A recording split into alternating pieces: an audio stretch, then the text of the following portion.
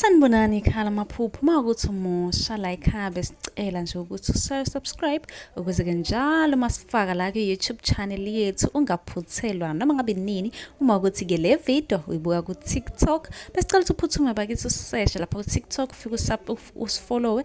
Ngijwayele ukuba live nje uzobona wonke amavidiyo amaningi kodwa amavidiyo amaningi agcwele la ku-YouTube. So kwakho ukuthi usubscribe and turn on i-notification bell ukuze njalo uma ngifaka amavidiyo izothi nqinqi efonini yakho ukuze ubone ukuthi la sikhuluma ngani, ngoba wonke ama-comment eniwabuzayo ngizolokhu nje ngenza amavidiyo ngafaka. Uma-ke nawe ubuzile ungakayiboni impendulo yakho, scrolla semaningi amavidiyo engiwenzile uzofika-ke lapho ubone mhlawumpe impendulo yakho, noma mhlawumpe uphuphe ungeza nawe uzoscrolla uzocinga impendulo. Ake ngiqhubeke ngichaze amaphupho eniwabuze kuma-comment section.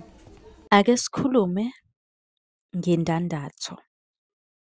Ngibonile kuma-comment abantu bayabuza kodwa bayakhohlwa ukuthi ngithe amavidiyo amaningi aney'mpendulo alapha ku-YouTube.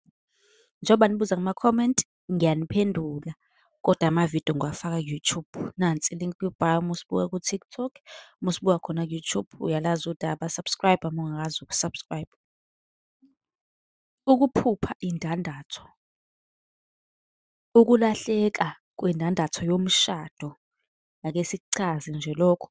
Uma uyiphupha ukuthi-ke ilahlekile noma ulahlekelwe indandatho yakho yomshado, lokho kusho ukuthi-ke kungenzeka awusamthandi umyeni wakho noma unkosikazi wakho.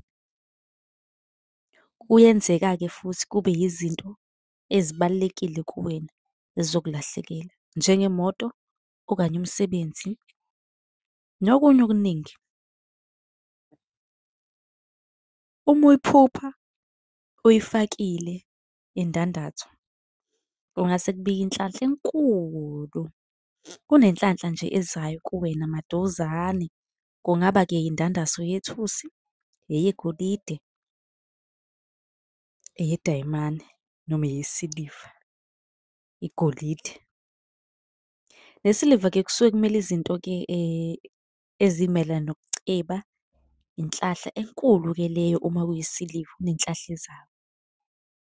Leli phupho uyaliphupha-ke uma ushadile, yabo. Kodwa uzithole usuliphupha ufake i-ring okanye ufakwa i-ring. Ngenzela ukuthi-ke kungabi khona obuzayo uthi, hawu mina ngishadile nje, kanjani, yabo. Kuyenzeka futhi uliphuphe noma ungashadile. Uma unombuzo uyakwazi ukubuza kwi-comment la esizobe sesikwenzela eyakho ividiyo ngokuhluka kwakho, ngoba phela nonke nibalulekile. Bese-ke ngiyayiphosta lapha ku-YouTube. Okwakho ukuthi usubscribe ukuze uma ngiphosta impendulo notification izongena fast, ngokushesha, ngokuphazima kweso kuwena. Uyakwazi-ke nokusi-inbox-a lapha ku-TikTok ucele inamba ka-WhatsApp la esizosibuza khona njalo ekuseni uma uphuphile ukuze sizokwazi ukukuchazela onke amaphupho-ke akudidayo. Nisale kahle.